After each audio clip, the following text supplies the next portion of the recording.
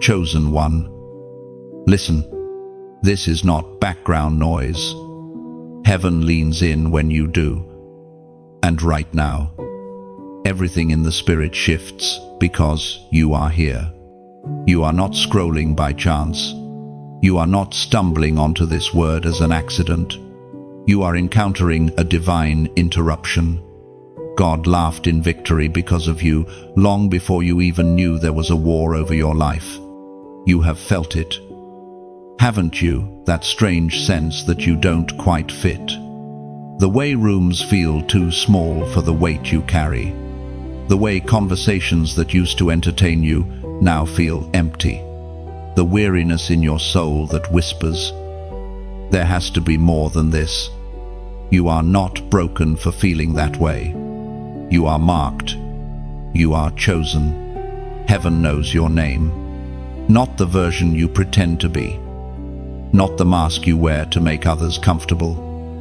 But the you that cries in secret, questions in silence, and keeps going when no one says thank you. That version of you is the one the Father points at and says, that one, that is the one I am raising. That is the one I am protecting. That is the one hell will not have. You have survived things that should have destroyed you. You have walked through nights where your mind was under attack, where thoughts of giving up whispered like a dark lullaby. People saw your smile, but they never saw the spiritual battle raging behind your eyes. Yet here you are, still breathing, still standing, still capable of hearing this message. That is not weakness. That is evidence. Evidence that God has already laughed over every plot that tried to bury you. Heaven did not panic when you failed. Heaven did not hold an emergency meeting when you stumbled, when you sinned, when you turned away for a season. God did not say, I'm done with them. Instead, even in your lowest moments, His victory plan remained intact. You fell, but grace was already reaching. You drifted, but mercy was already tracking you down. You think you are late, but you are exactly on time. You think you've wasted years, but God specializes in acceleration. What took others decades, He can do through you in a moment, because the weight of your calling is not light. The battles were heavier because your assignment is heavier. The resistance was stronger because your anointing is stronger. The ancient words recorded by the prophet still speak over you right now. It is written in the book of Isaiah, chapter 40, verse 31. But those who hope in the Lord will renew their strength. They will soar on wings like eagles. They will run and not grow weary. They will walk and not be faint. This is not a pretty religious sentence for you to admire from a distance. This is a spiritual diagnosis of your life. You should be faint by now. You should be done by now. You should be numb by now. But something inside you refuses to die. That something is the hope in the Lord that will not let your spirit collapse. Chosen one. There is a reason the enemy worked overtime in your childhood. There is a reason you faced rejection early. There is a reason betrayal cut so deep. You were not being punished, you were being revealed.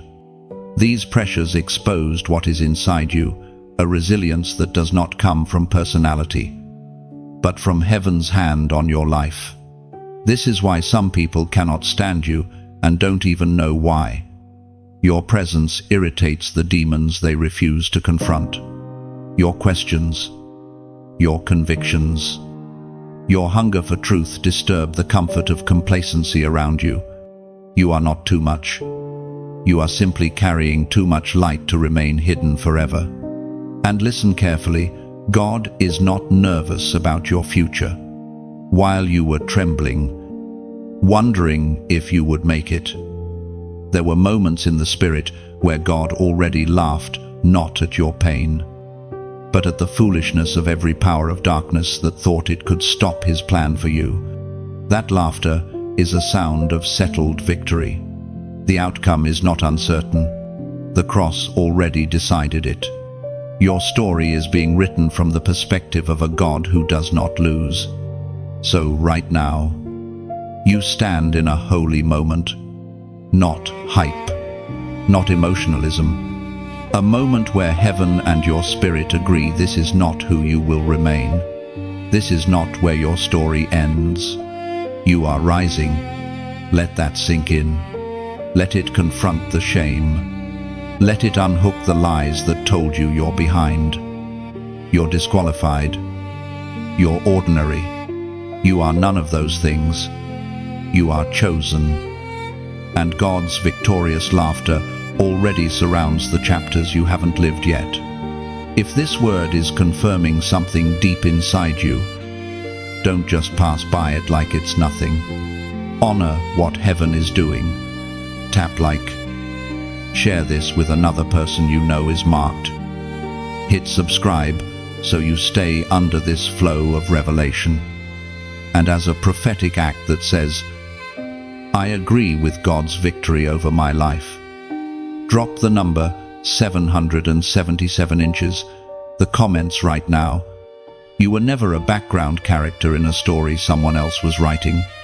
Chosen one. Every strange twist, every unexpected detour, every wrong place at the wrong time that you survived has been shouting one silent truth: you have never been random. Even in the seasons where you felt like you were drifting, heaven had your coordinates pinned down.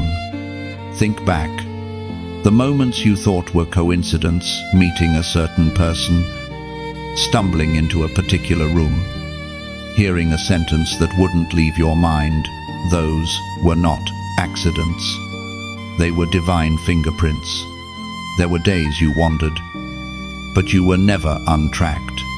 Days you felt invisible, but you were never unseen.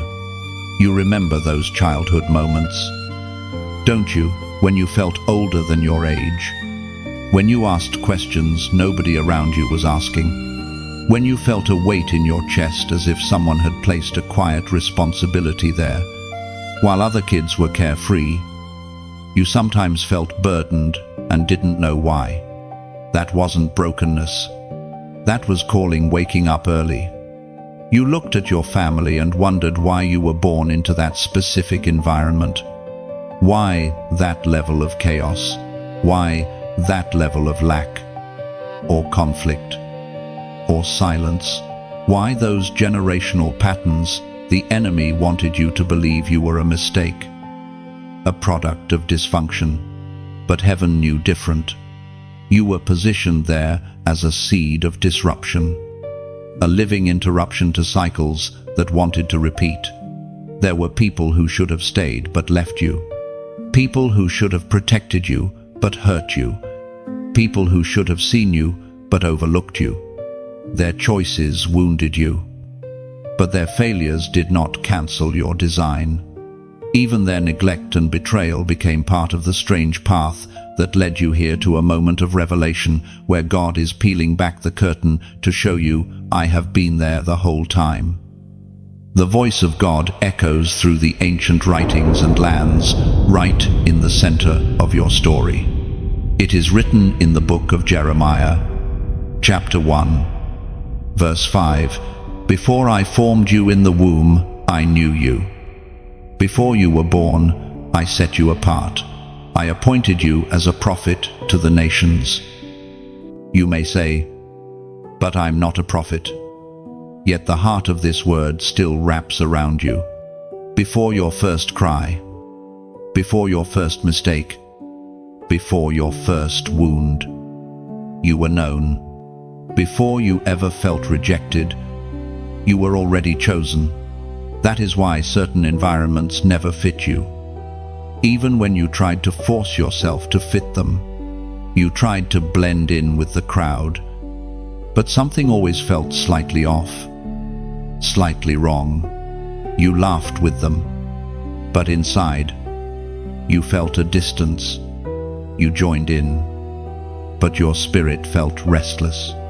It's because you were not built for blending. You were set apart for something that could not be fully expressed in compromise. Look at the pattern. You step towards sin, and conviction grips you faster than it does others. You try to numb yourself, and the numbness refuses to fully settle. You try to disappear, and somehow, responsibility finds you. This is not guilt manipulation. This is evidence of being known. Others can do what you do and feel fine, but you can't. Not because you are better, but because you are claimed. There is a mark on your life, and it pulls you away from what would destroy you. Even when you don't understand why the pull is so strong, heaven has been tracking your tears too. The nights where you told yourself, no one would even notice if I was gone. The days you felt like an interruption in your own life story.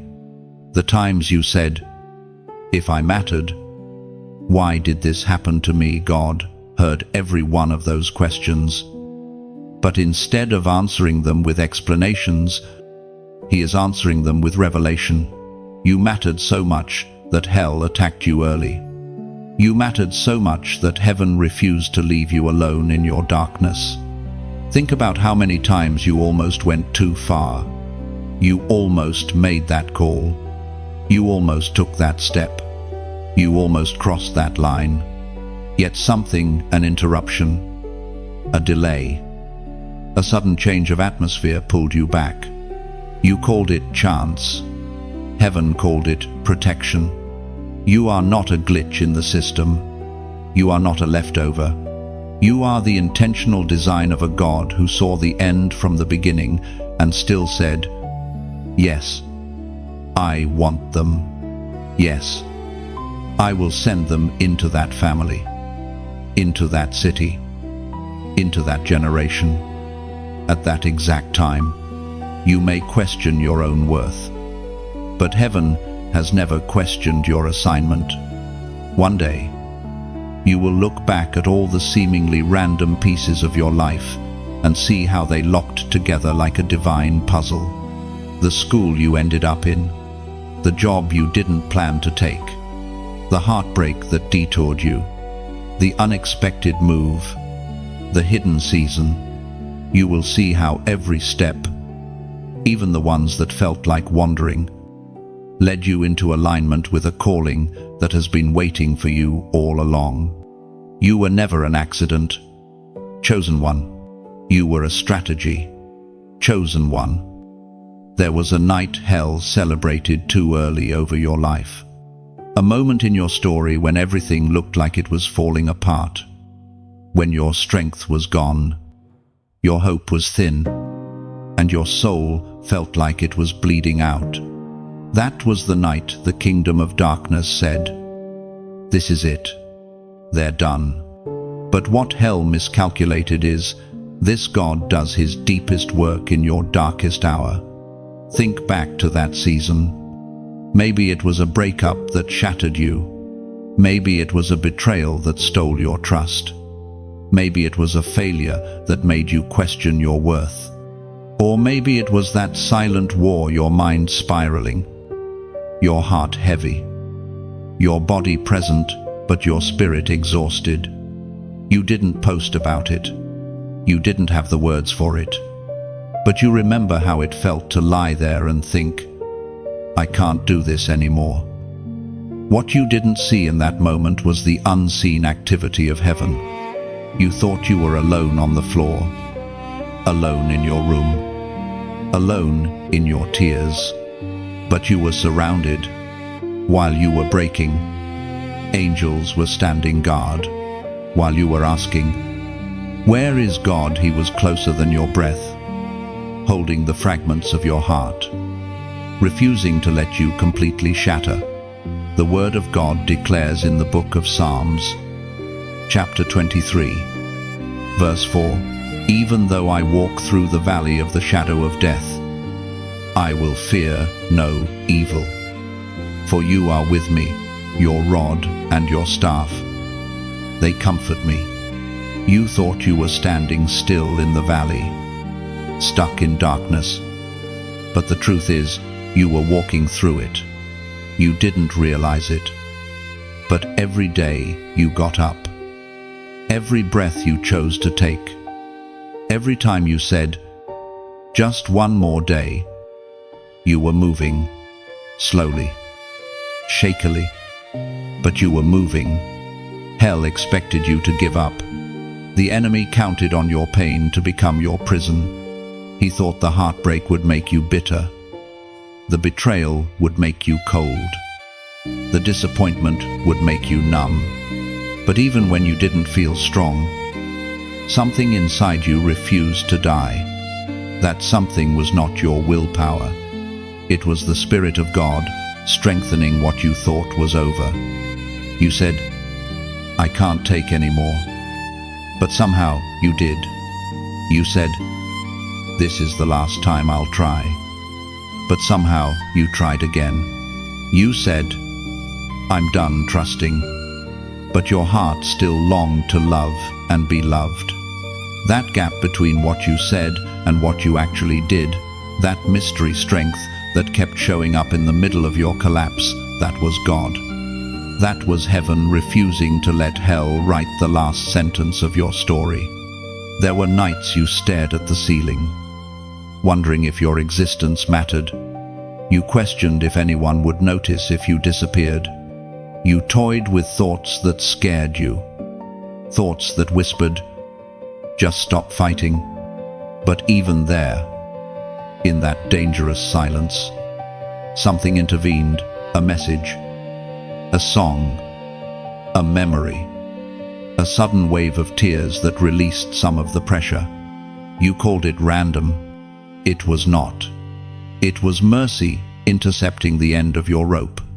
You didn't see heaven laugh, but it did. Not laughing at your pain, but laughing at the arrogance of every demonic scheme that presumed it could cancel what God had already ordained. While hell was betting on your breakdown, heaven was investing in your breakthrough. While darkness whispered, they're finished, God whispered, I'm just getting started with them. And look at you now.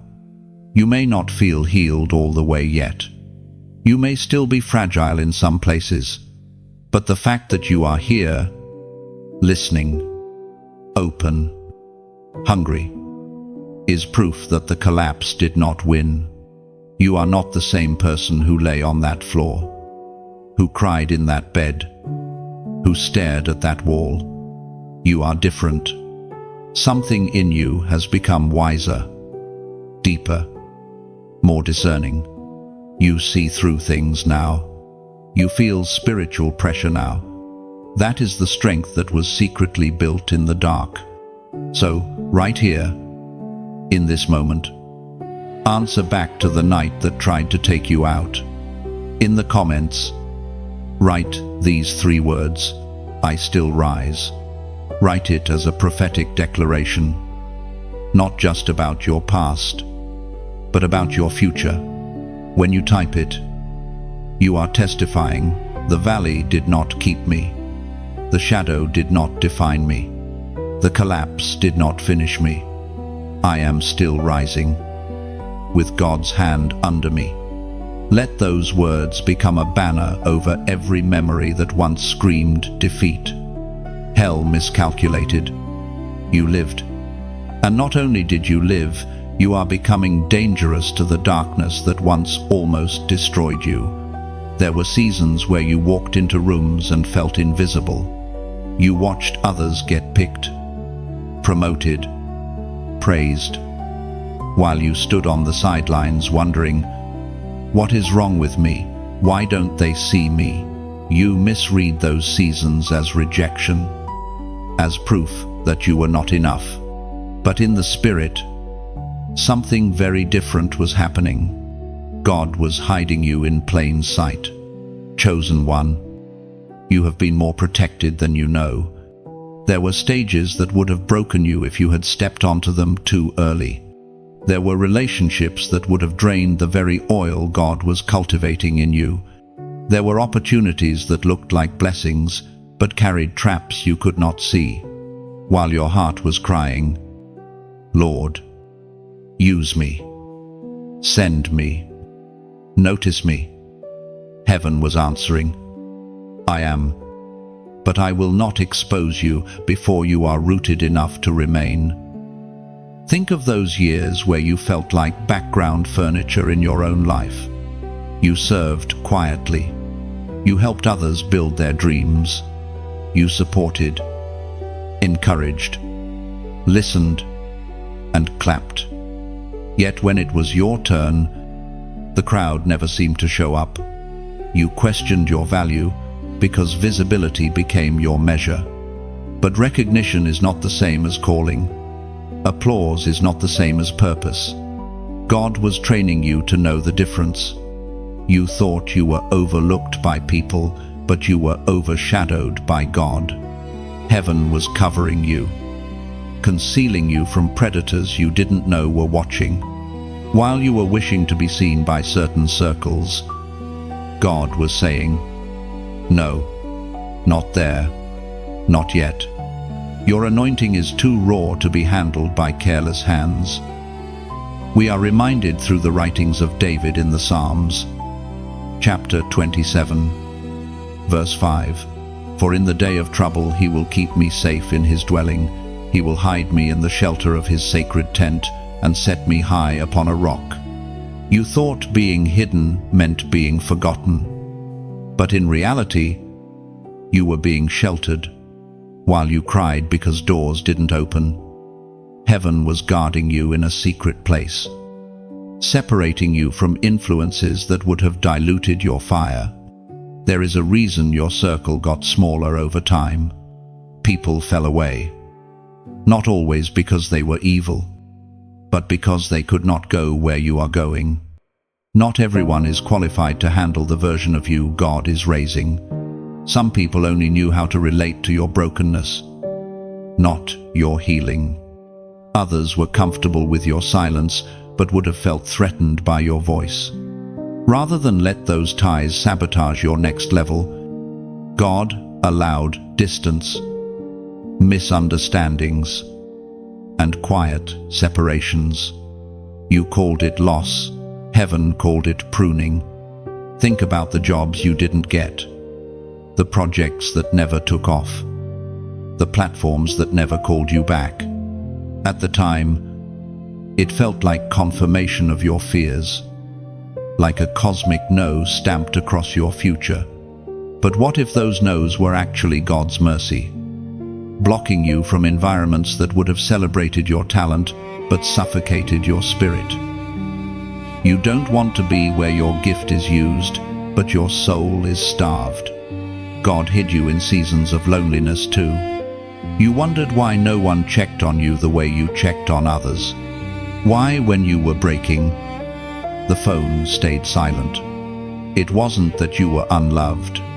It was that God was teaching you to hear His voice without the static of too many opinions.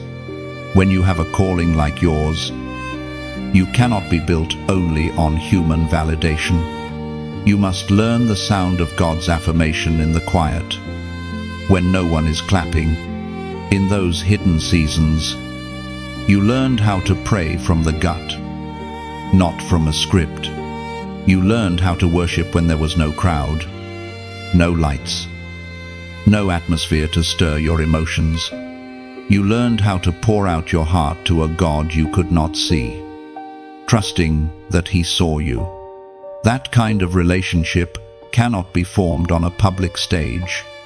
It is forged in the secret place, in the obscurity nobody posts about. And all the while, your anointing was maturing, your discernment was sharpening, your capacity was stretching. The isolation that felt like punishment was preparation.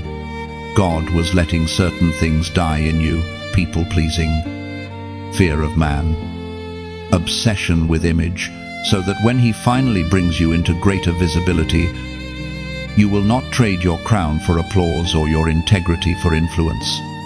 One day, you will thank God for every door that stayed shut, for every room that ignored you, for every table that never offered you a seat, because you will see what He was building, a you that is anchored, not desperate, a you that is steady, not easily bought, a you that knows.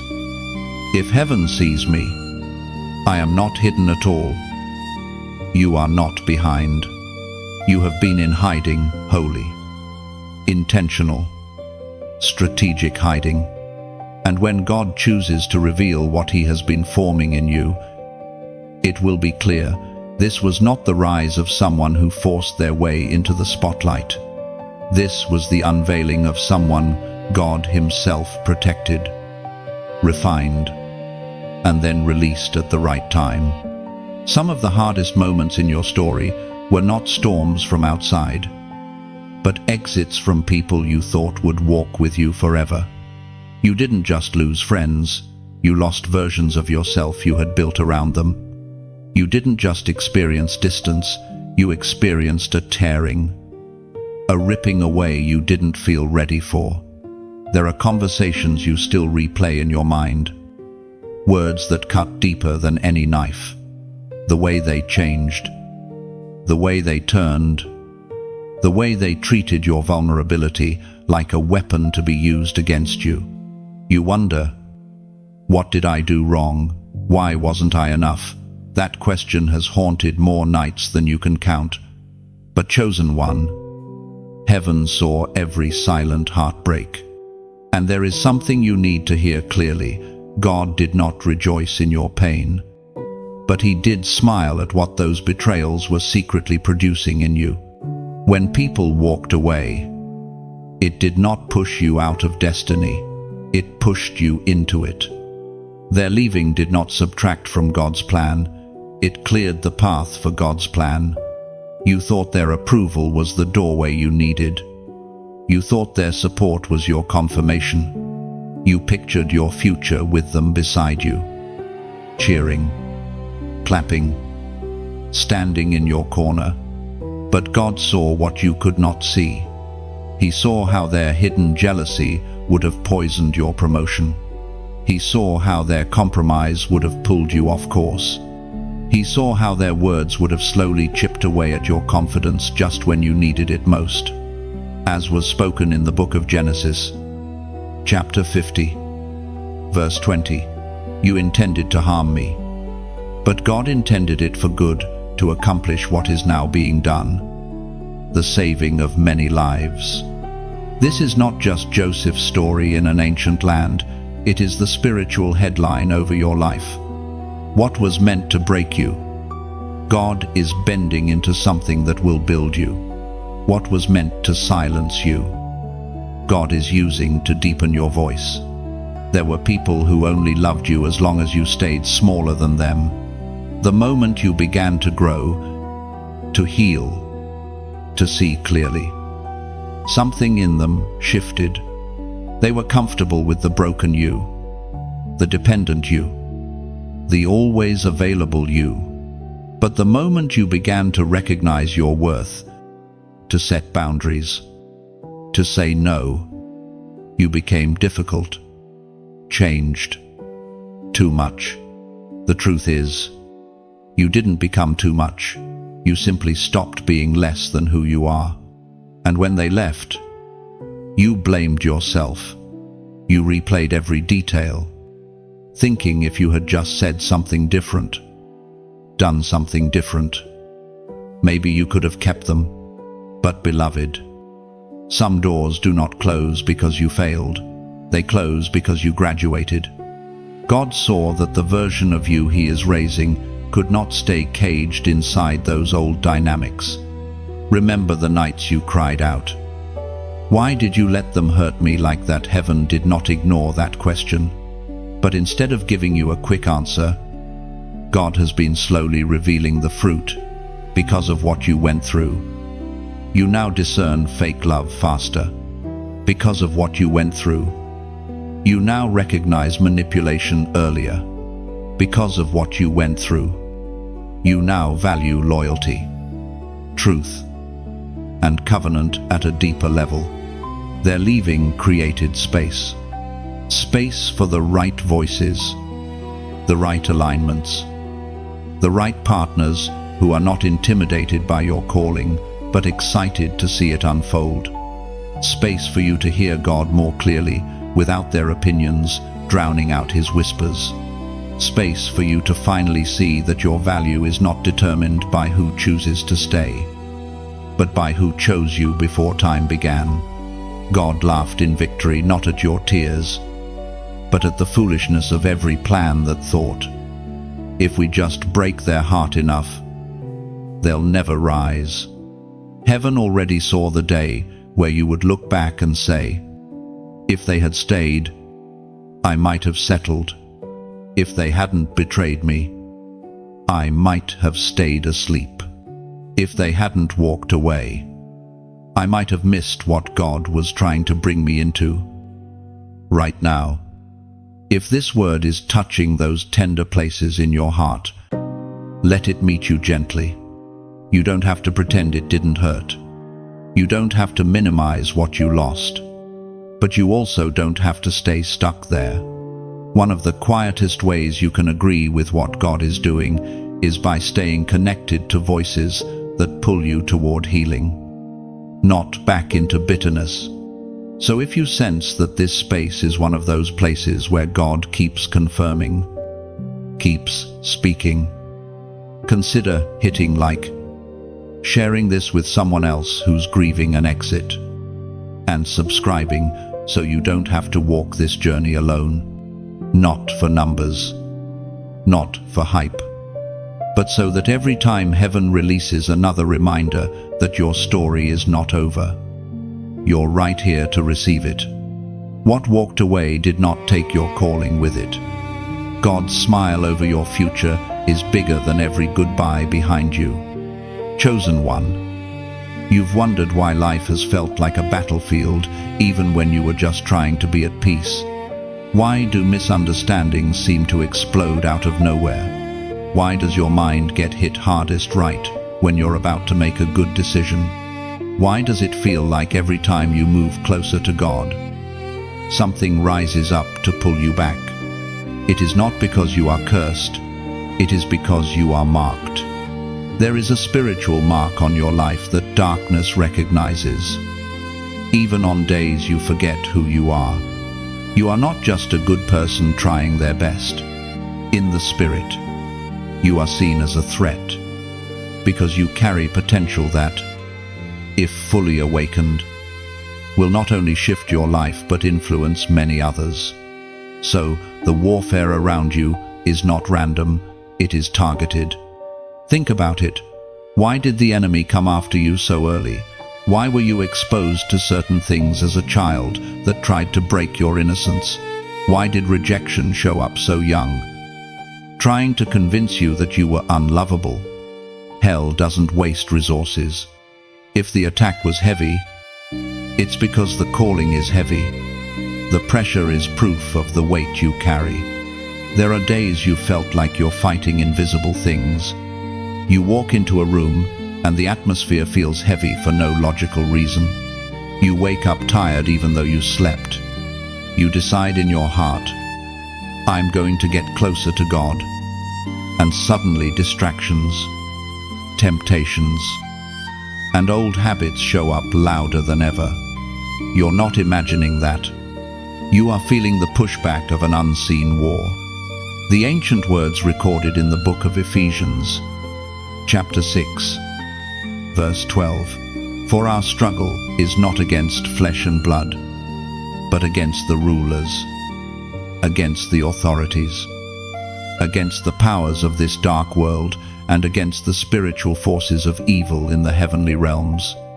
This isn't theory, it's your daily reality. Your battle is not truly with people, not with your family, not with your co-workers, not even with your own reflection in the mirror.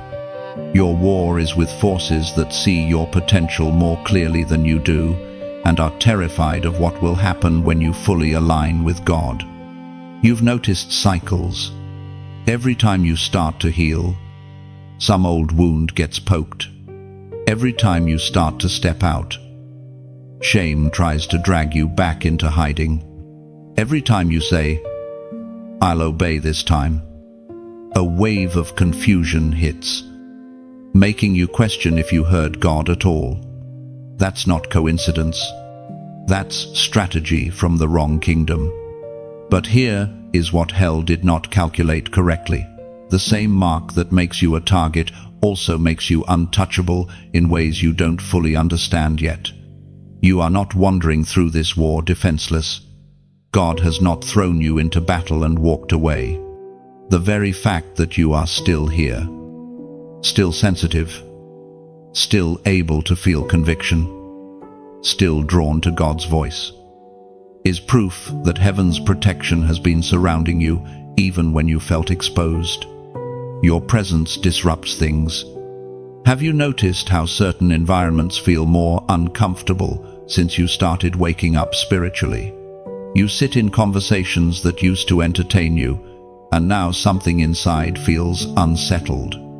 That's the mark on your life, refusing to let you be comfortable in places that don't match your calling. You carry light, and light can't sit in darkness without exposing something. The warfare has been loud because your destiny is loud. The attacks intensified, not because you are failing, but because you are getting closer to alignment. The more you move toward obedience, the more hell throws everything it can at you: old habits, old relationships, old mindsets trying to pull you off course. But there is a turning point, and you are standing in it. This is where you stop seeing yourself as a victim of constant attack and start realizing you are a chosen warrior being trained. This is where you stop asking, "Why is this happening to me?" and start declaring, "This is happening because of what is on me, and I choose alignment over compromise." Right now, if something in your spirit is saying, "This is me, this is my life," I want you to mark this moment in a simple, prophetic way. Go to the comments and type this number 444. Type 444 as your way of saying, "I choose divine order over chaos. I choose alignment with God's will over my old patterns. I choose to stand in my identity instead of running from it." Let that number be a sign between you and heaven that you are not agreeing with the warfare, you are agreeing with the one who has already won. You are marked. Yes, but you are marked by God before you were ever targeted by darkness. And that changes everything. There are moments in your story that still make you exhale and say, "I should not even be here." You remember the near misses, the almosts, the nights you walked into danger with a numb heart and a tired mind. You remember the decisions you made not because you were evil, but because you were broken, desperate, or deceived. Looking back, you can see it now. If one thing had gone a little differently, your entire life could have shifted into disaster. People around you called it luck. They said, "Wow, you're so lucky that didn't go worse." Or "You always seem to land on your feet." But chosen one, what they called luck, was never random. It was mercy. It was heaven stepping in between you and the full weight of consequences that could have crushed you. Think about those times you were in the wrong place with the wrong people, doing the wrong thing, and something happened that forced you to leave early. Or the plan fell apart. Or you suddenly felt sick and went home. You may have been angry in the moment, feeling like your fun got ruined. But what if that interruption was the only reason you didn't end up addicted, arrested, injured, or worse? Remember the message you didn't send, the call you didn't make, the meeting that got cancelled, the relationship that collapsed just before you got in too deep to pull out. You thought your heart broke because it ended. Heaven knew your life was being protected because it ended.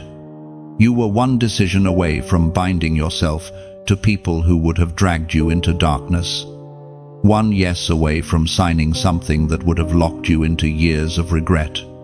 One moment of flesh-driven impulse away from consequences that don't just disappear with an apology. Still, mercy stepped in the doorway like a shield and said, "Not this one, not like this." We are reminded through the writings of David in the book of Psalms, chapter 103, verse 10. He does not treat us as our sins deserve or repay us according to our iniquities. If you are honest, you know that verse fits you. There are things you did, words you said, doors you opened, that could have brought a level of destruction into your life you have not seen, and yet you are here. Not because you never messed up, but because God refused to treat you as strictly as your actions deserved. You didn't always listen to warnings. There were red flags you ignored, convictions you pushed aside, signs you explained away. You told yourself, "I can handle this," when your spirit was screaming, "Walk away." Even then, God did not abandon you to your stubbornness. Instead, He cushioned the fallout, reduced the damage, minimized what could have been fatal. Not every scar you have is from judgment. Some are from mercy, small marks of what God did not allow to fully land on you. Think about the moments your temper almost destroyed a relationship or an opportunity. You were ready to explode, to say the words you could never take back. Somehow, something held you. Someone walked in. Your phone rang. Tears came instead of rage. That was mercy. Think about the times you drove when you shouldn't have been driving.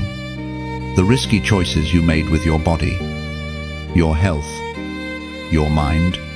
There are headlines you never became, accidents you never had, because mercy stood between you and the edge. You have no idea how many times the enemy requested permission to sift you like wheat, to drag you into a spiral you wouldn't easily come back from. Yet over and over again, mercy said, "No, not now, not like that." You saw the breakup. You felt the rejection. You experienced the embarrassment. What you didn't see was the disaster that never arrived because God intercepted it. This is why you cannot despise your delays and closed doors. Sometimes the no that offends your plans is the yes that saves your life. Sometimes the job you didn't get, the move that didn't happen, the group that didn't accept you is proof that mercy is still active, steering you away from traps you don't yet recognize. You are not weak because you needed that mercy. You are not less spiritual because you would have wrecked your life without it. You are human. And God knew every cliff you would walk toward before you ever took your first step. His mercy has been the invisible hand tugging you back from edges you didn't see, rerouting you when you insisted on your own way, softening blows you fully deserve to feel. One day, in eternity, you may see a replay of all the almosts that never turned into always. All the disasters that died in the realm of could have been.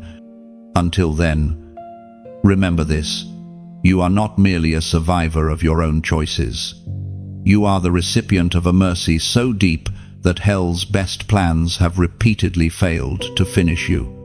There is a line, chosen one, thinner than a strand of hair, between conviction and numbness. You have felt that line under your feet more than once. You know what it is to hear the whisper in your spirit, Don't do it, no matter the price, and still feel the pull of your own desires dragging you in the opposite direction. You don't rebel because you hate God. You rebel because part of you believes you know better in the moment. Because the pain, the loneliness, the pressure feels louder than his voice. Because the shortcut looks easier than the long road of obedience. And yet every time you step toward that rebellion, something inside trembles. That trembling is mercy. That shaking is warning. You have ignored it before.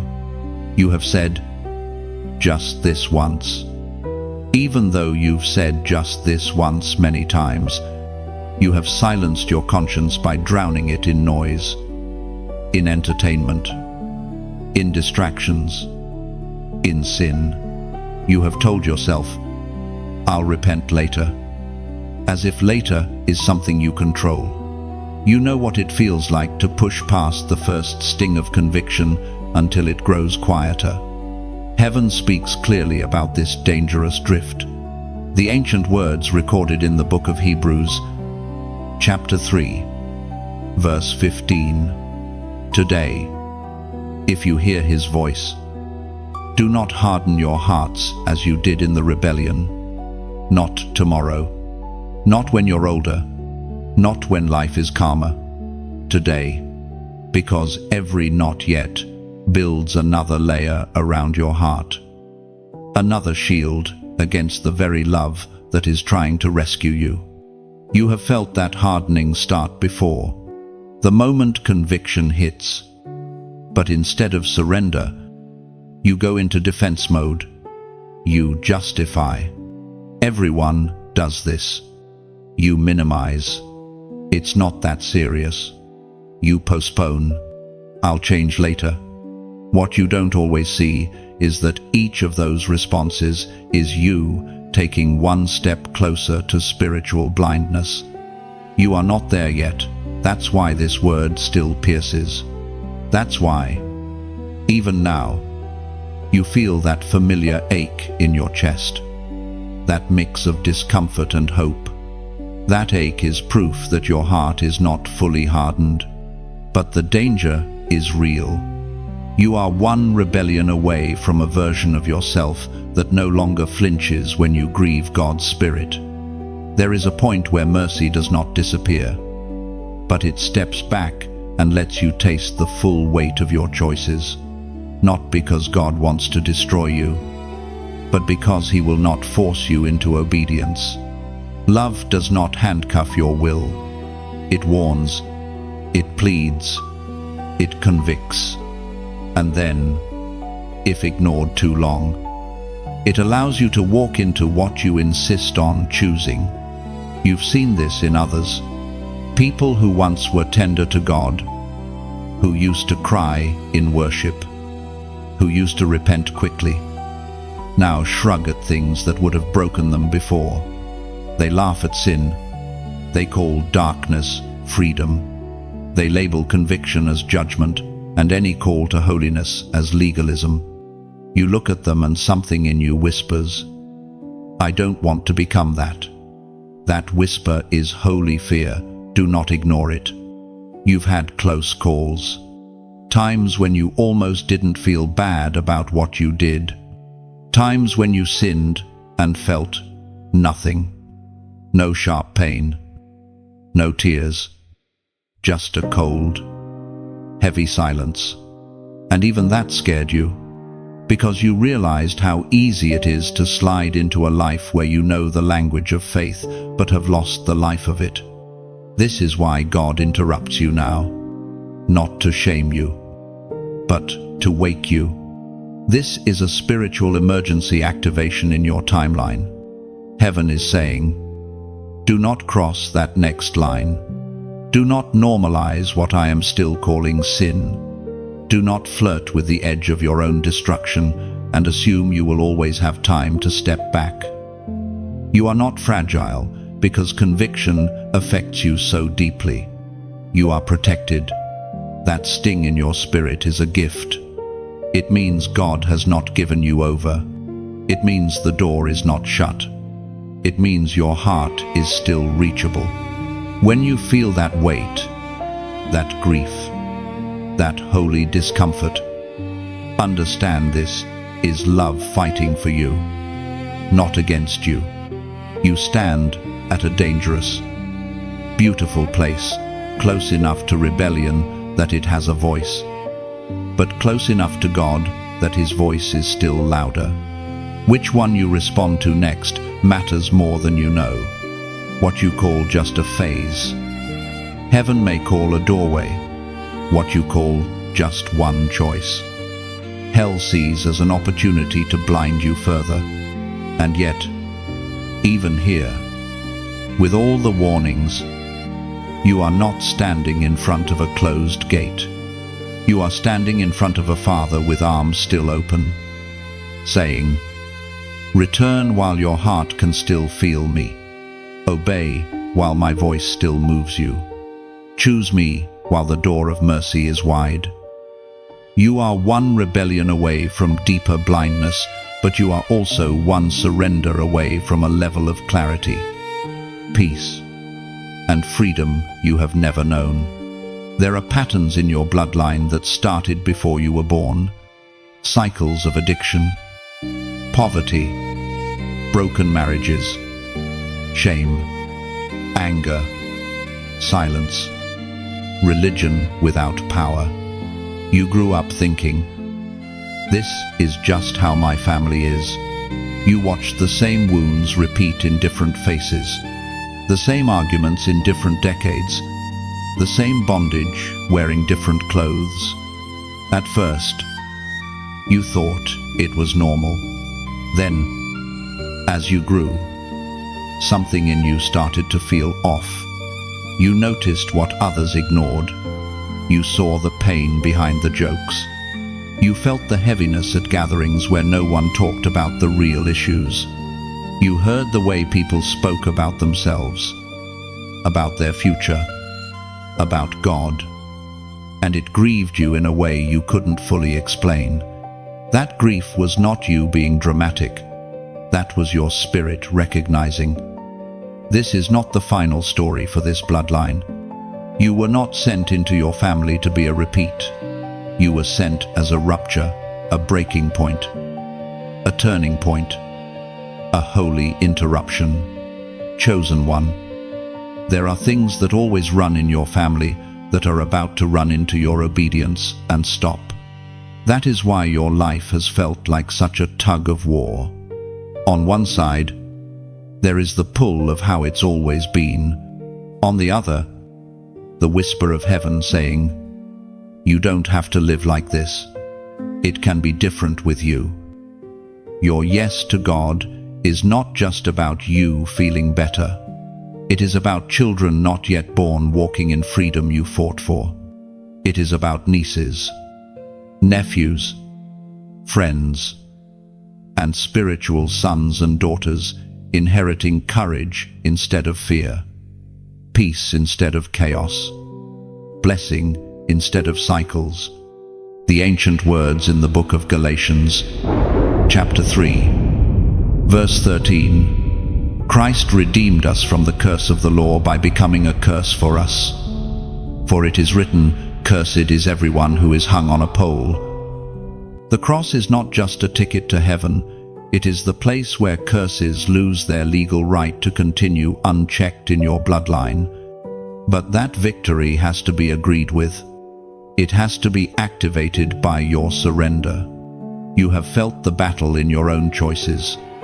One part of you moves toward God, truth, purity, holiness.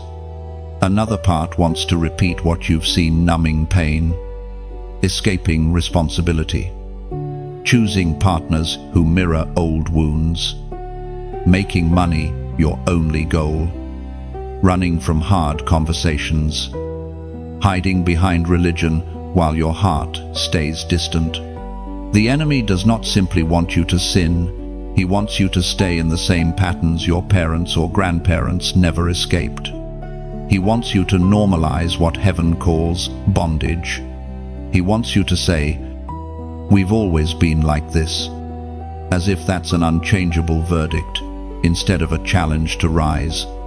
But you are different. You're not perfect, but you are aware. You feel the tension. You can tell when you are about to repeat something that hurt you growing up. You hear your own voice, and suddenly it sounds like someone from a previous generation, and you stop mid-sentence.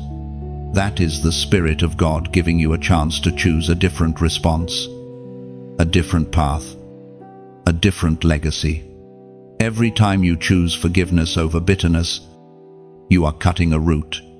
Every time you choose honesty over secrets, you are opening a window in a house that has been closed for years. Every time you choose purity over compromise, you are planting a new seed where only thorns grew before. Every time you choose prayer over numb distraction, you are building an altar where there used to be only silence. It doesn't always feel spiritual.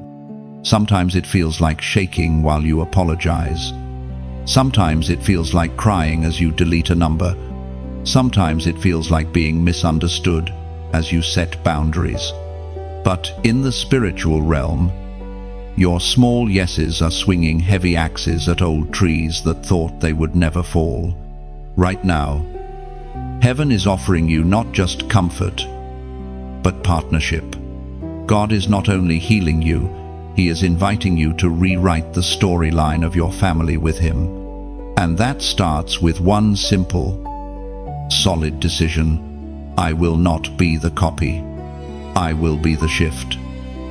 If that resonates with you, if you feel that burning inside that says, I am tired of this cycle, it breaks with me, then I want you to seal that in a simple, prophetic way. Go to the comments and write these 3 words: claim my crown.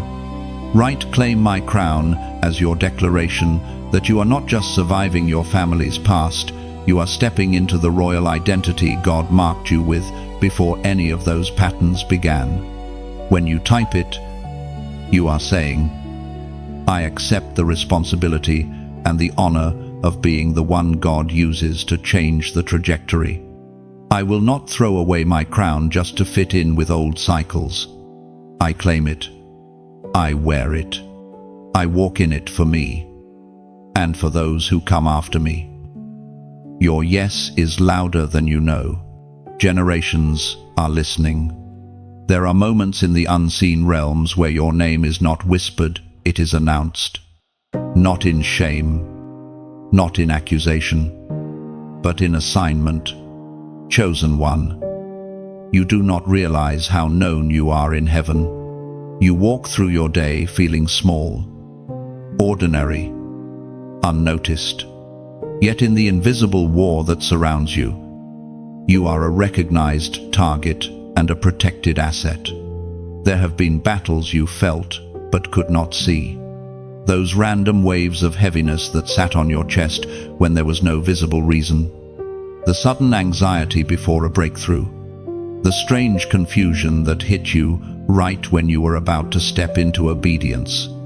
You thought it was just you, but in the spirit, it was warfare. There are times you looked at your life and said, why does it always feel like something is pushing against me? It's because something is. Your obedience threatens hell. Your surrender shakes structures that have stood in your family for generations. Your prayers have been weakening chains you didn't even know were there. In those moments where you almost gave up, heaven did not stand back and watch. There were assignments released because of you. Angels strengthened you when your own strength was gone. Protection surrounded you when your discernment was low. You walked through days where danger was closer than you knew. And still, you arrived home.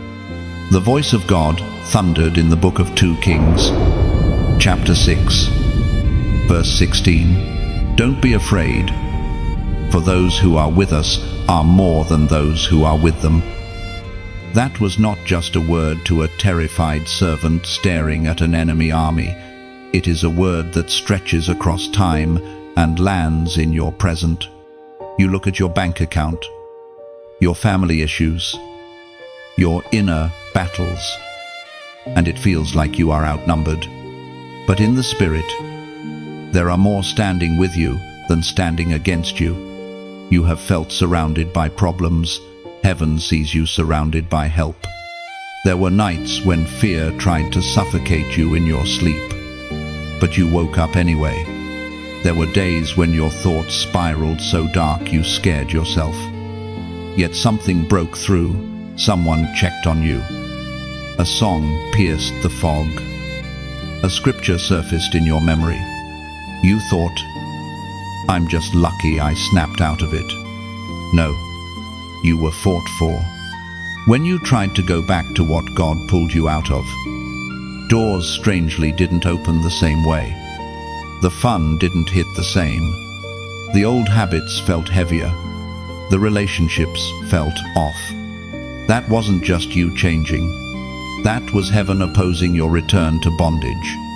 Angels assigned to your destiny do not clap when you run back to chains.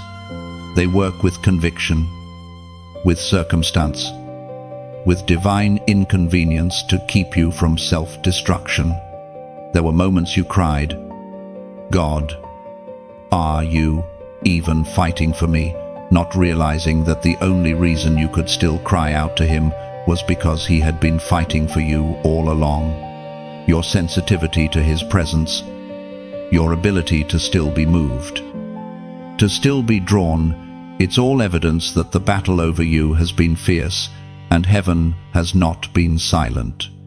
You may feel like your prayers are weak, but in the spirit, they are weapons. You may feel like your worship is broken, but in the spirit, it is a signal flare that calls for reinforcement.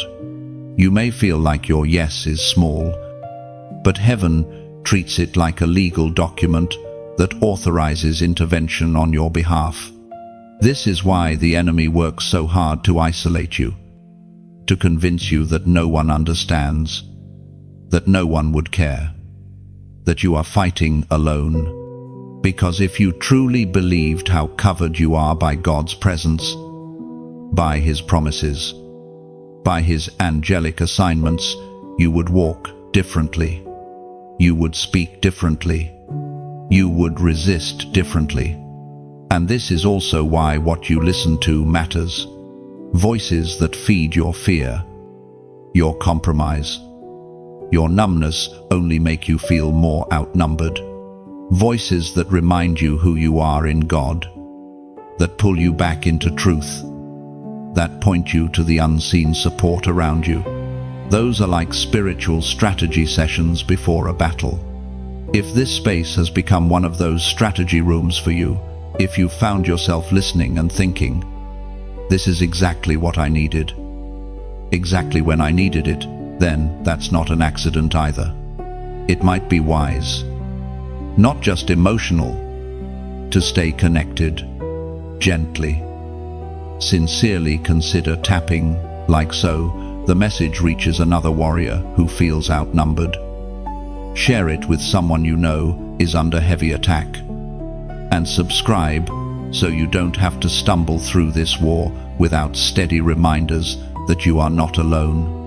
Not for hype, not for ego, but because soldiers fight better when they're not isolated.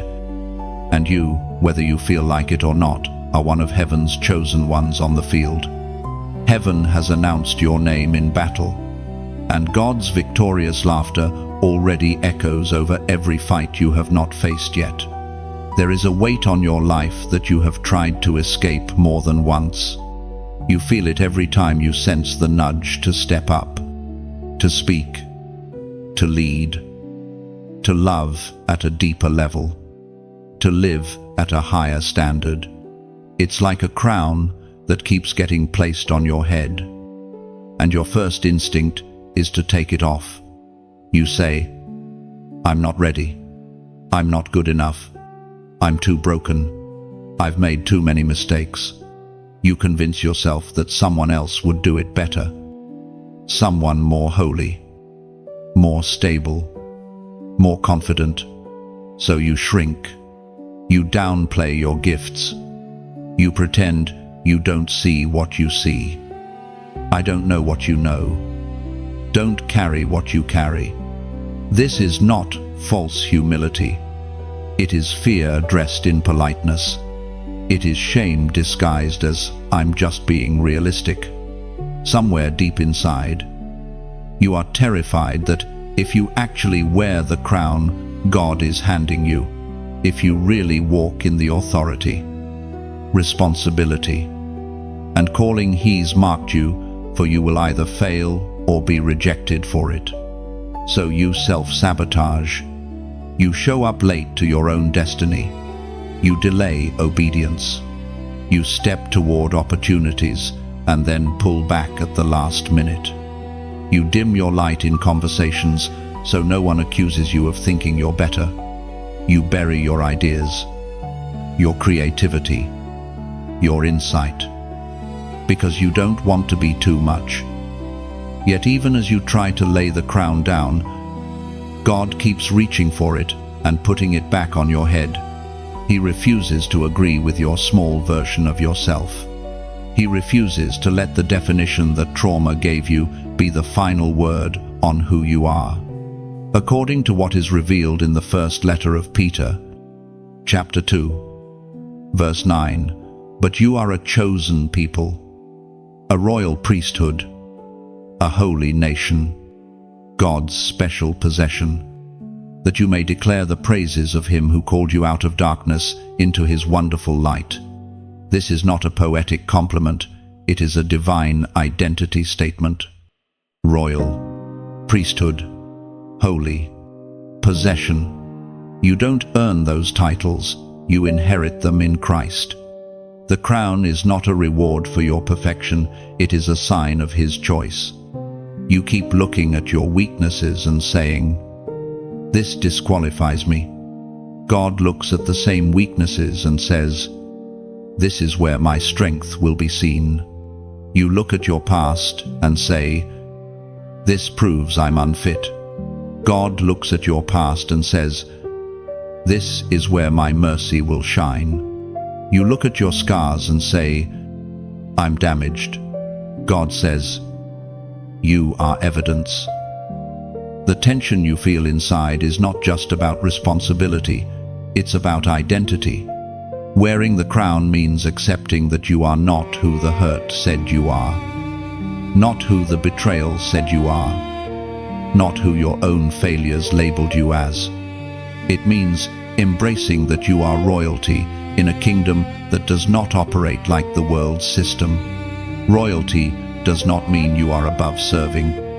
It means you are accountable for more. It means your decisions carry weight.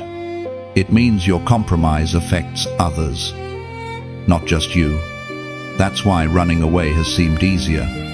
If you stay small, you think you can stay safe.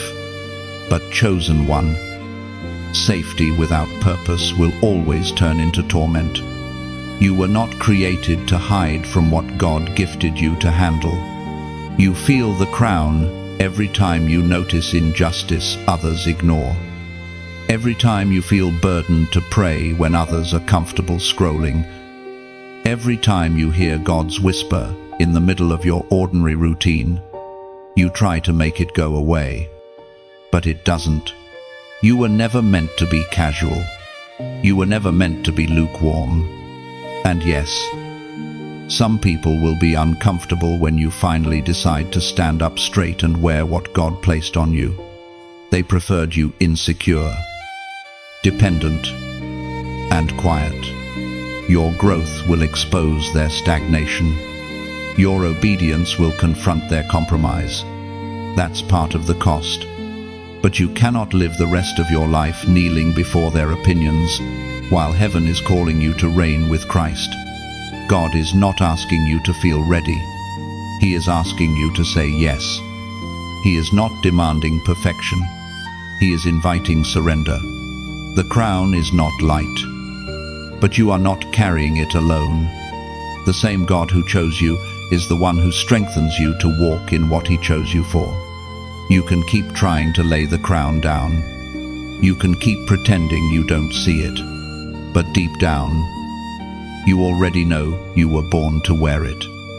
And every time you try to walk away from it, life feels smaller, tighter, emptier, because anything less than your calling will always feel like suffocation. God is reaching again, placing royal weight back on your shoulders, not to crush you, but to show you who you truly are. You've always felt it. Even if you didn't have words for it, the world feels darker than it should, not just because of news headlines or social media chaos, but because you can sense an ache in the atmosphere. People smiling on the outside and collapsing on the inside. Rooms full of noise, but empty of real hope. Places where truth is flexible and love is disposable. And in the middle of that, there you are, sensitive, aware, unable to numb yourself the way others can. You notice what others pretend not to see. You feel heaviness others call normal. You hear the quiet cries hidden behind loud laughs. You think you're just too emotional, too deep, too intense. But heaven sees something else, a torchbearer waking up in a dark age. Chosen one, you are not just called to survive this darkness. You are called to carry light through it, not the weak, flickering light of fake positivity, but the steady, burning light of God's presence and truth. You are not meant to blend into the shadows. You are meant to expose what hides in them and lead others out. There have been moments where your very presence changed the atmosphere in a room. People calmed down when you walked in. Arguments eased. Someone who was about to do something reckless suddenly felt a check in their spirit. They may not have known why, but you were carrying something. That something is not just a nice personality, it is light. As Jesus himself declared in the Gospel of Matthew, chapter 5, verse 14, "You are the light of the world. A town built on a hill cannot be hidden." You've read that before, maybe heard it in church. But right now, let it land differently. You are not a nightlight stuck in a corner. You are a city on a hill, designed to be seen. You carry a light that was never meant to be buried under fear, shame, or people-pleasing. This is why you feel so grieved when you try to live like everyone else. When you join in gossip, your spirit feels heavy. When you compromise your standards, the enjoyment fades fast. When you pretend not to care, something inside you aches. That ache is your light suffocating under a blanket you were never meant to wear. You may think, "But my light is small. I still struggle. I still sin. I still doubt." Listen carefully. Torches do not have to be perfect to burn. They just have to stay lit. Your life, even in process, still carries something that can help others see. Sometimes your honesty about your struggle shines brighter than someone else's fake perfection. But carrying light in a dark age is not passive. A torchbearer is intentional. You will have to choose differently. You will choose to tell the truth when lying would protect your image. You will choose to forgive when bitterness would feel more satisfying. You will choose purity in a culture addicted to instant gratification. You will choose to speak life when everyone else is speaking death. It will not always be comfortable.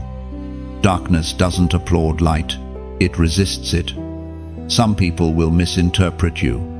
They'll say you've changed, that you're doing too much, that you're too serious now. But that's because your light exposes what they've grown comfortable hiding. Do not let their discomfort make you dim what God is trying to amplify. The enemy wants you to believe that your impact is insignificant, that your prayers don't matter. Your kindness is unnoticed. Your stand for righteousness is pointless. But in heaven's records, every time you choose light over darkness, it is a spark. Sparks catch.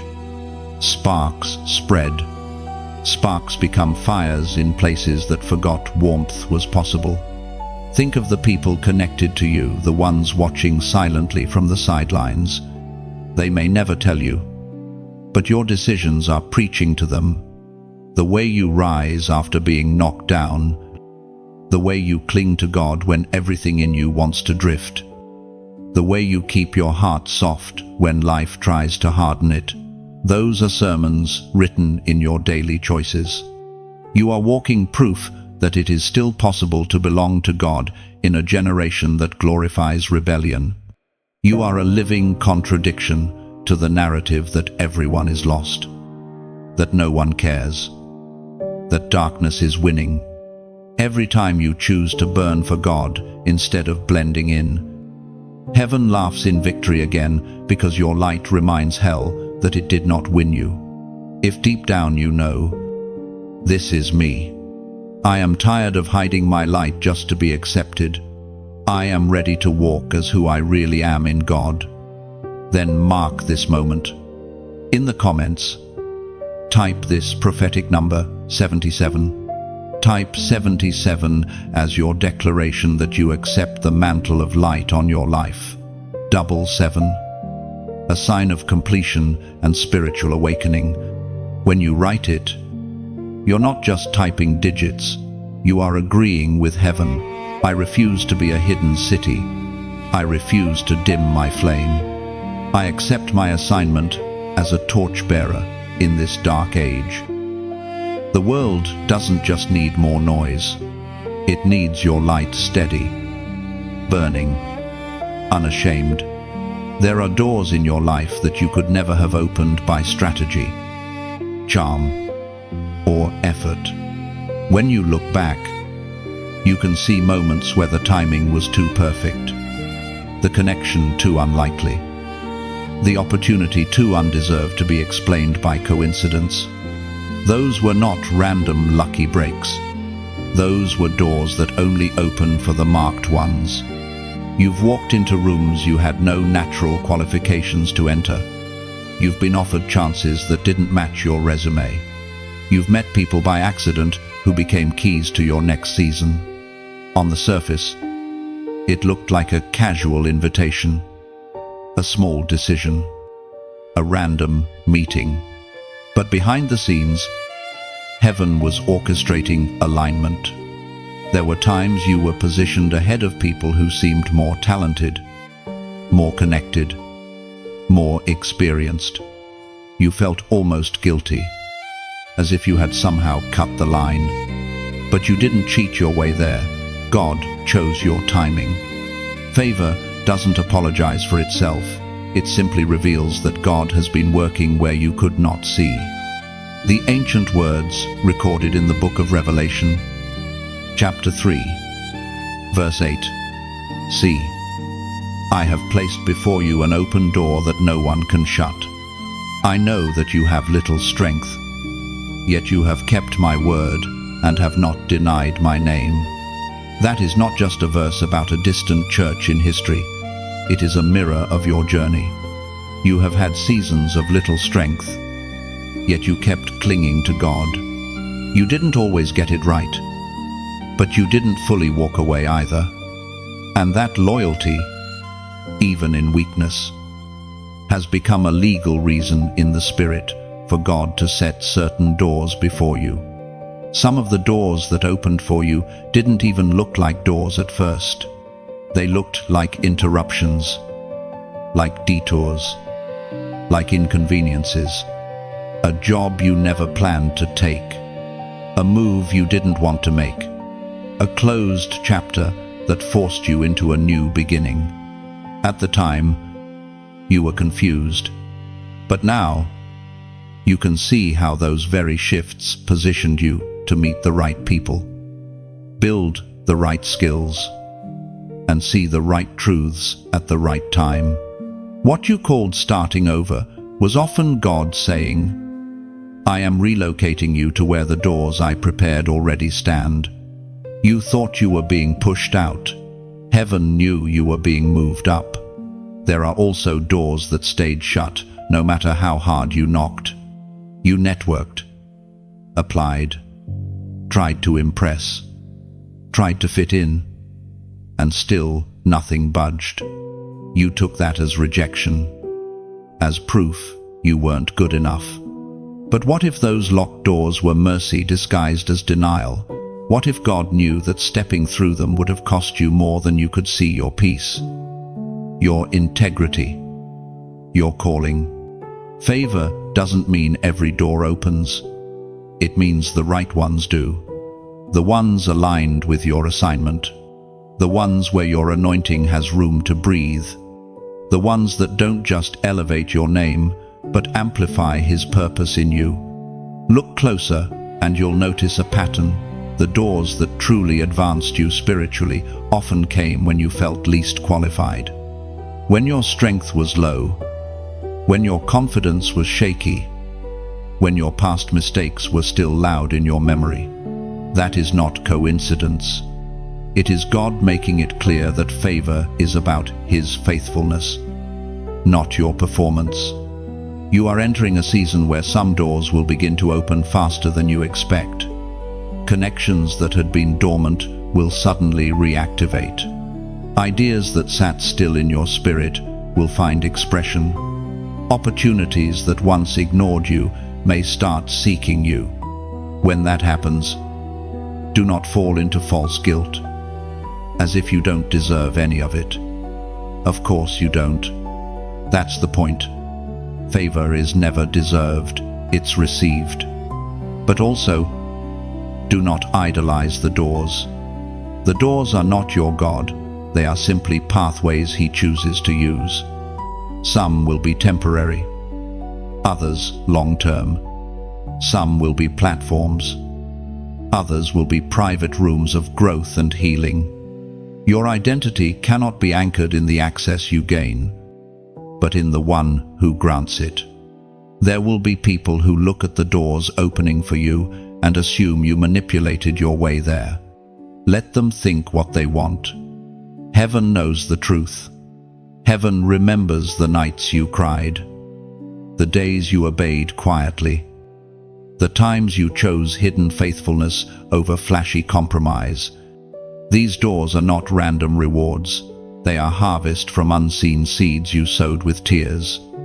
And as each door opens, remember, this God is not nervously guessing about your future. He is laughing in victory over every step forward you take. Because each one is evidence that hell failed to keep you stuck on the threshold. You were never meant to live the rest of your life staring at closed doors in regret. You were born to walk through the ones that only open for the chosen. There are seasons where it feels like the temperature of your life suddenly rises. Ordinary problems turn into intense pressure. Little conflicts become deep wounds. What used to be easy now feels heavy. And everything inside you screams, "Why is it so hot in here?" Chosen one, that heat is not always hell. Sometimes it is the fire of God.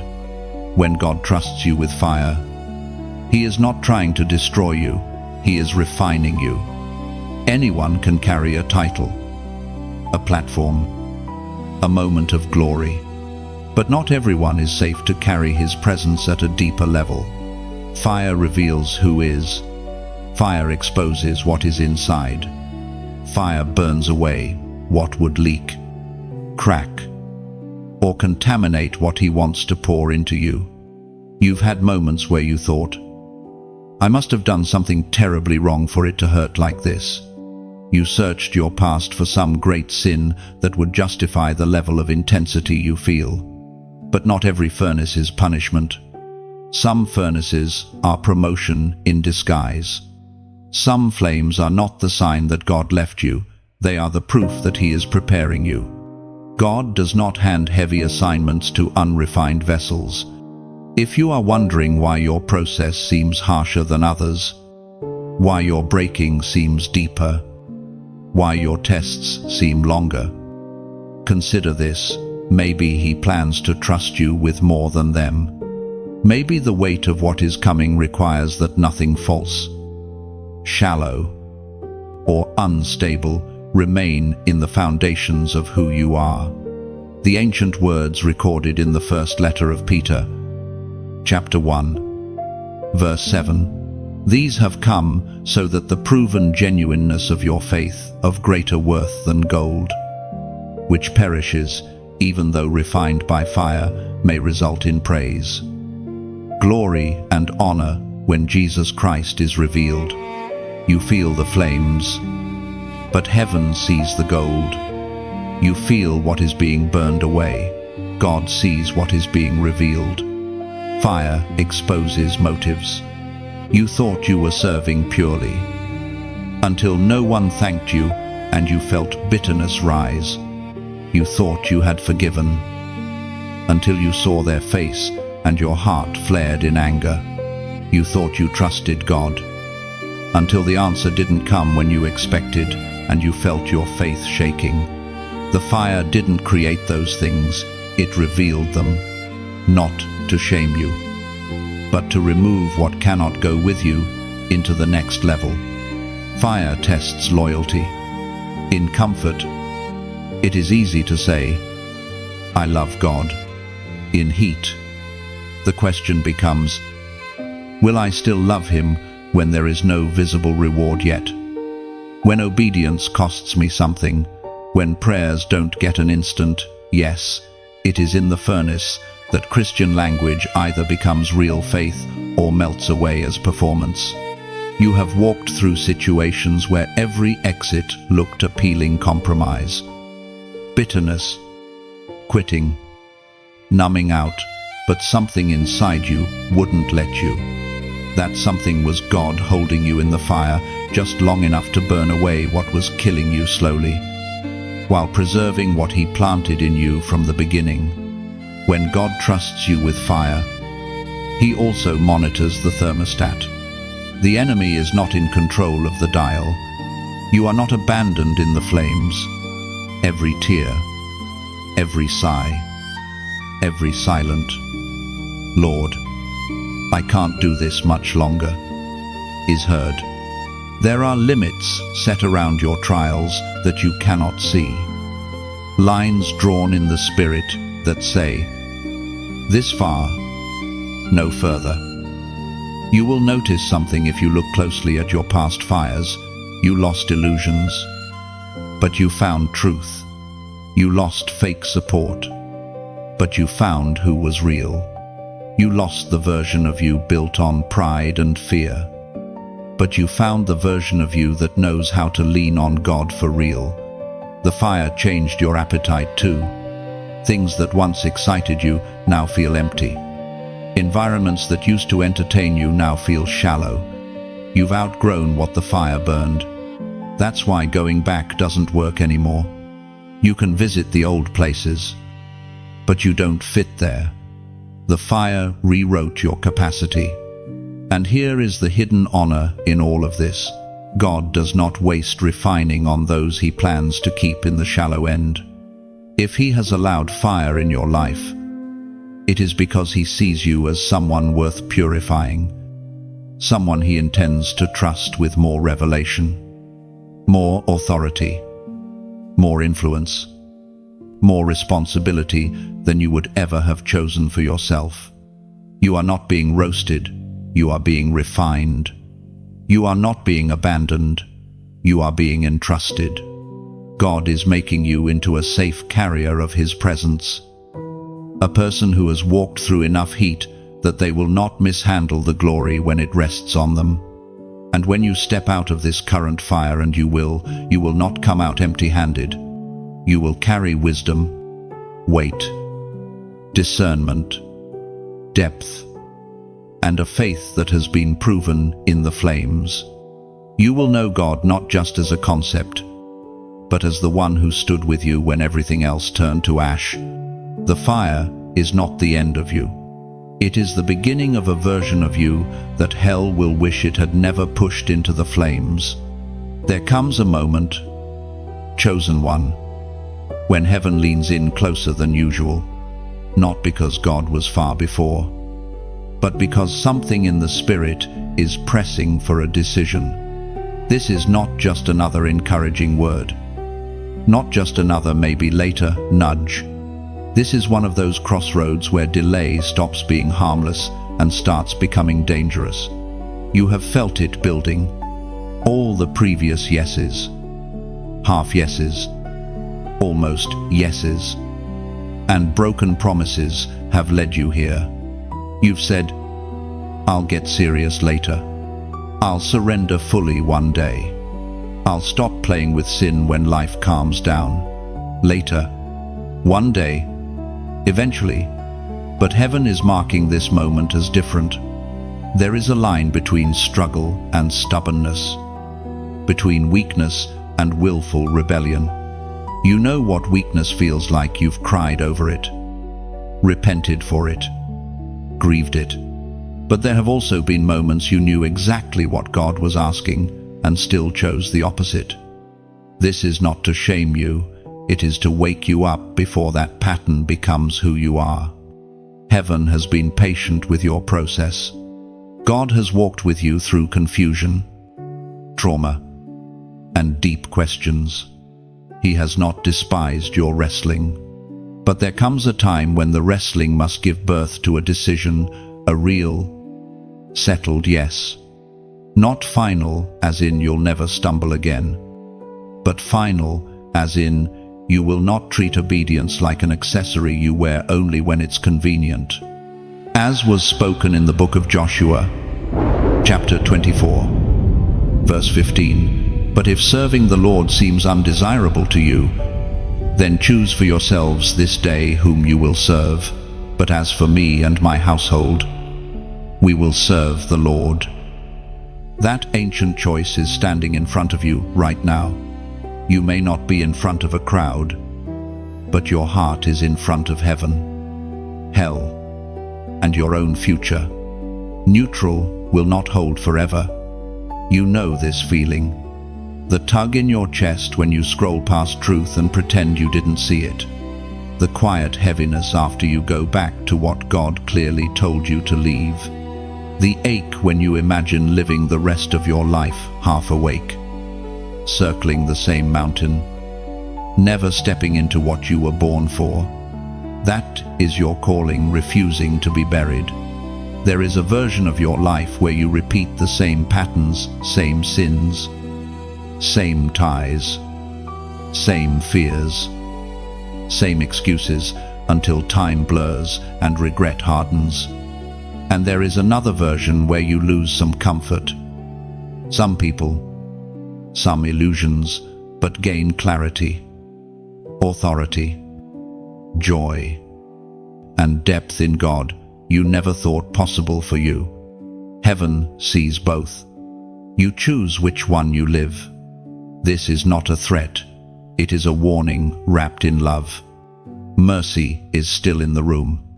Conviction still reaches you. Tears still come. That means the door is still open. But open doors don't stay open forever. Hearts grow hard when they keep saying later. What feels tender now can turn numb if you keep postponing your surrender. You've already tasted enough of the world to know it cannot satisfy you. Distraction left you emptier. Negotiating with sin left you more bound. Flirting with disobedience showed you how close you came to losing yourself. How many more near misses do you want? Heaven is not asking you to understand every step from here. Heaven is not waiting for you to feel fearless. Heaven is asking for a choice. Will you give God your yes fully? Without secret clauses, without an emergency exit, without a quiet plan to go back if it gets hard. Yes, it will cost you. It may cost friendships that only survive in compromise. It may cost habits that have numbed your pain. It may cost the comfort of being lukewarm. But what you gain, a clean conscience, a steady direction, a deeper intimacy with God. A life aligned with your true purpose is worth more than anything you lay down. If this word feels like it has your name on it, if that mix of fear and hope is stirring in your chest, don't brush it off. This is one of those moments heaven records. So, here is your simple prophetic act. In the comments, write these 3 words, I will obey. Write, I will obey, not as a performance, but as a clear, sober commitment between you and God. You may still feel weak. You may still have questions.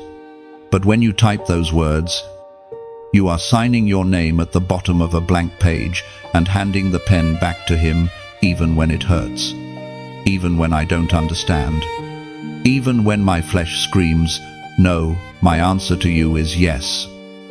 And if this message has truly met you, helped you see clearer, pulled you closer to God, caught you at the edge of delay, then staying connected isn't about hype, it's about help. From the heart, consider liking this so it reaches another person at their crossroads. Share it with someone wrestling with surrender.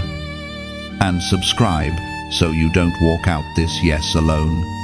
Sometimes one reminder is the difference between drifting back and pressing forward. Over your trembling yes. God laughs in victory not because every battle is over, but because the defining choice has been made.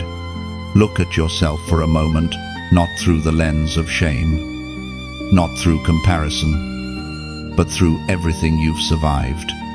If your life were only the sum of what was done to you, what you did to yourself, and what hell planned against you, you wouldn't be here. You wouldn't still be sensitive. You wouldn't still be able to feel God tug your heart. Yet you do. You are chosen one. Your life is living proof that God did not lose. Every attack, every lie, every storm came with an expectation in the realm of darkness. This will be the one that finally breaks them. This will be the moment they never recover from. But you kept rising. Maybe quietly, maybe shakily, maybe with tears, but you rose. You dragged yourself out of pits you never described to anyone. You walked through days that were heavier than your own strength. That is not just resilience. That is evidence. You are evidence that prayers whispered over you years ago still carry weight. Evidence that prophetic words spoken when you barely believed them were not empty. Evidence that the blood of Jesus has done more over your life than any trauma, curse, or bondage ever could. When hell looks at you and sees you still reaching, still moved by conviction, still drawn toward God's voice, it is reading a report of its own failure. The ancient words recorded in the first letter to the Corinthians, chapter 15, verse 57, "But thanks be to God, He gives us the victory through our Lord Jesus Christ." This is not just a church slogan. It is the headline over your existence. Victory is not a mood. It is a gift God keeps applying to your story. Chapter after chapter. Even when you feel anything but victorious. Yes, you carry scars.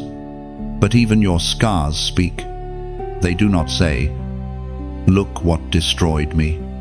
They say, "Look what I walked through and did not die in." Your scars are spiritual receipts, evidence that a price was paid. A battle happened, and yet you're still standing, breathing, becoming. You don't always feel like a conqueror. Some days you feel tired, ordinary, overwhelmed. You still battle intrusive thoughts. You still have triggers. You still face moments where faith feels like a whisper rather than a roar. But victory in God is not the absence of battle. It is the fact that the battle did not erase your belonging. You are still His.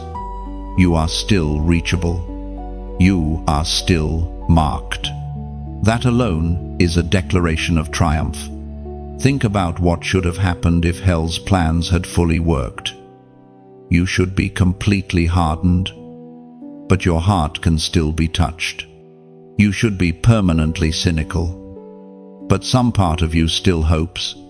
You should be fully numb or addicted, but something in you keeps choosing to feel. You should have turned your back on God completely. Yet here you are, listening, wrestling, responding. Every time you choose forgiveness instead of revenge, heaven points and says, "Proof I did not lose."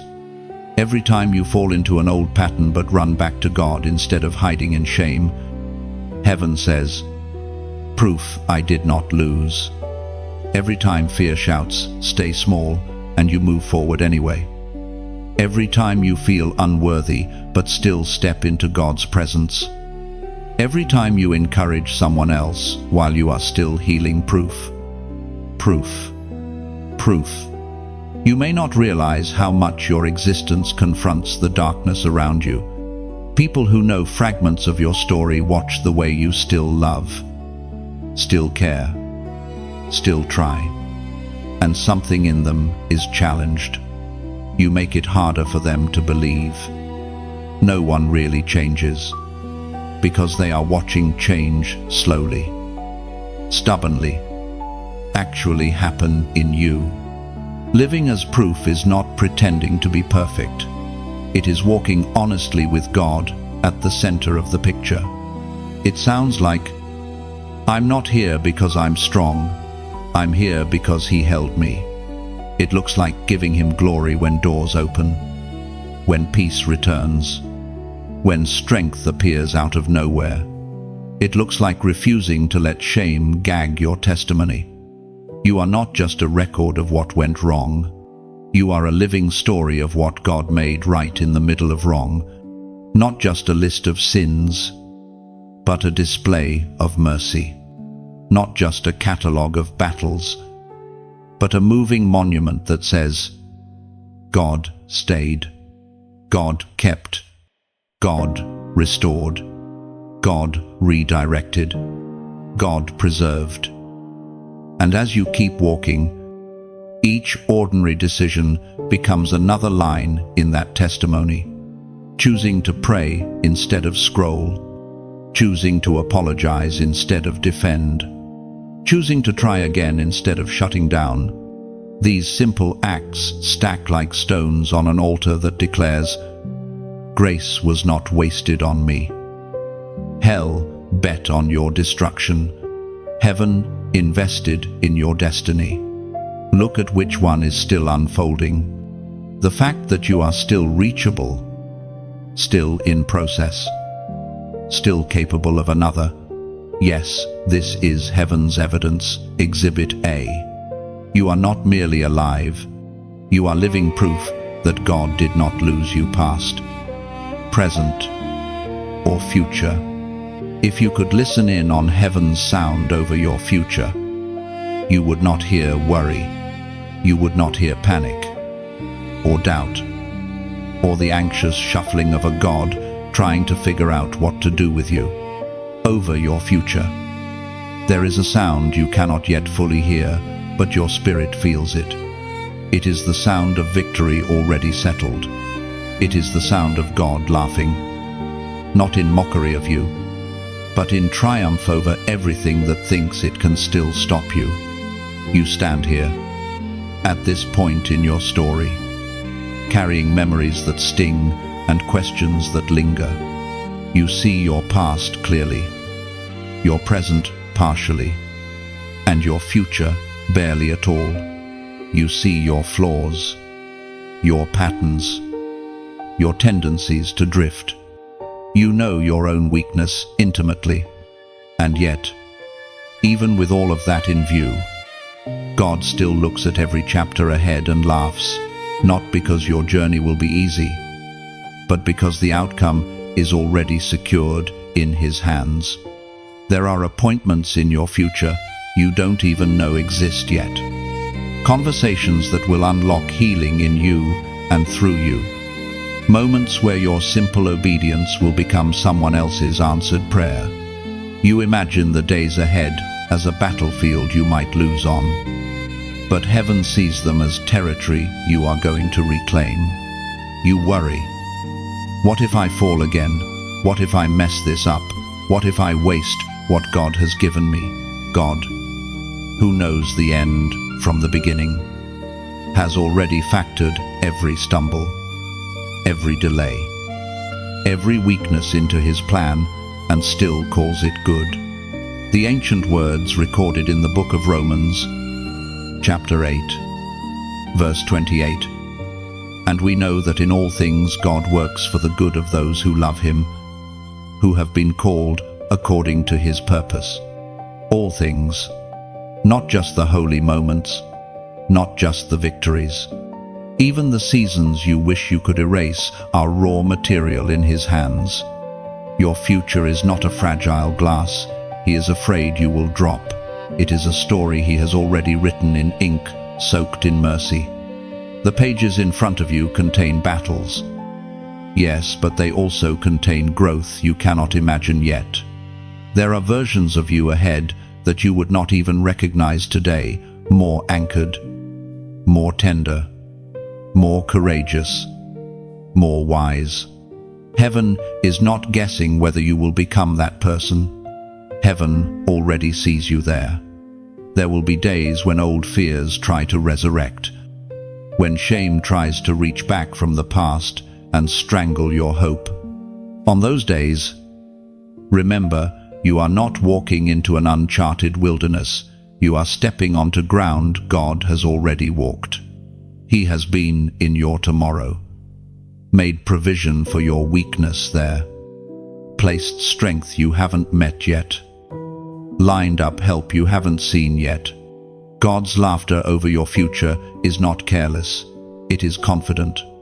He has seen every trap and already woven an escape route. He has seen every tear and already planned how joy will meet it. He has seen every loss and already hidden a corresponding redemption in time. You fear what you can't control. He smiles because nothing that comes surprises him. There are divine appointments waiting for the sound of your obedience. Rooms that will never be lit until your feet cross their threshold. People whose breaking will collide with your testimony at just the right moment. Children, biological or spiritual, who will grow up in an atmosphere changed because you chose to trust God with the chapters you cannot see yet. Even the quiet, ordinary days ahead, the ones that feel repetitive and small, are not wasted. In those days, roots will go deeper. Habits will form that make space for glory. Old reflexes will lose their grip slowly, almost imperceptibly, until one day you realize you no longer respond like the person you used to be. Your future will not be the absence of warfare, but it will be the unfolding of greater authority in that warfare. The same attacks that once knocked you down for months will, in time, only shake you for moments. The temptations that once seduced you easily will grow dull. The voices that once defined you will fade beneath the steady tone of God's truth. And through every season ahead, one thing will remain: the God who laughed in victory over your birth, who smiled in defiance over every plot against your childhood, who rejoiced quietly in every hidden yes you have given him. That same God will still be laughing over your future, not because he takes your pain lightly, but because he takes his promises seriously. You are walking forward into days marked not by the possibility of God's failure, but by the certainty of his faithfulness. The echo of his victorious laughter travels ahead of you, shaking the plans of hell before you even arrive. You do not walk into the unknown alone. You walk into a future already filled with the presence of the one who cannot lose. Before you scroll away, chosen one, pause and notice what is stirring inside you right now. That tiny spark of hope, that quiet clarity about who you really are, that gentle but firm pull toward God. That is not just emotion, that is alignment. That is your spirit agreeing with what heaven has been saying about you all along. You have just walked through a journey that called out your battles, but also called out your crown. You've seen your darkness, but you've also seen how determined God has been to pull you into light. That matters, because the enemy's plan is always the same. Let you feel something powerful for a moment, and then let life drown it out until you forget. You don't have to let that happen. One simple way to honor what God is doing in you is to make this more than a private thought. Turn it into a mark in time. Let this be a day you can look back on and say, "That was when things shifted for me." You can start by using your voice. Drop a comment, share what hit you, what woke you up. Even if it's just a sentence like, "This was for me," or "I'm choosing my calling." When you put it into words, you're not just helping an algorithm, you're testifying. You're saying to heaven, to hell, and to your own future, "I heard you, God, and I'm responding." If these words have really walked with you, if you've felt seen, understood, corrected, and encouraged, then consider this. There are others out there exactly where you were when you started, lost in their own battle, numb, confused, on the edge of giving up. Hitting like and sharing this might seem small, but it can be the bridge that this same message walks across to reach them right on time. And if you know you need ongoing reminders, regular, steady words that keep calling you back to who you truly are, then subscribing is more than supporting a channel. It's you choosing to stay in an atmosphere that feeds your spirit instead of draining it. It's you saying, "I don't want this to be a one-time moment. I want this to be a lifestyle."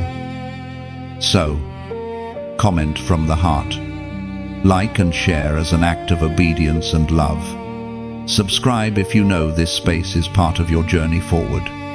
Heaven is not done speaking to you yet.